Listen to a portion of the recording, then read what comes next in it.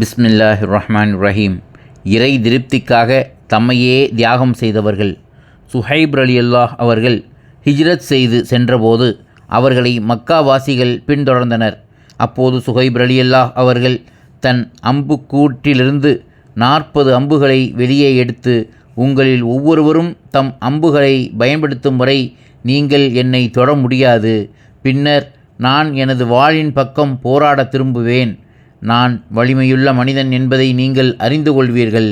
நான் மக்காவில் 2 அடிமைகளை விட்டு வந்துள்ளேன். அவர்கள் உங்களுக்கு உரியவர்கள் என்று கூறினார். அப்போதுதான் அல்லாஹ்வின் பொருத்தத்தை நாடி தம்மையே சமர்ப்பித்துவிடும் மனிதர்களும் இருக்கின்றனர் என்ற வசனம் இறங்கியது. நபிகள் நாயகம் ஸல்லல்லாஹு அலைஹி வஸல்லம் அவர்கள் சுஹைபை பார்த்தபோது, அபூ யஹ்யா, நீங்கள் செய்தது லாபமிக்க வியாபாரம் என்று கூறிவிட்டு 2வது அத்தியாயம் 207வது வசனத்தை ஓதினார்கள். அறிவிப்பவர் அனஸ் ரலியல்லாஹு அவர்கள். நூல் ஹாக்கிம் 5700வது ஹதீஸ்.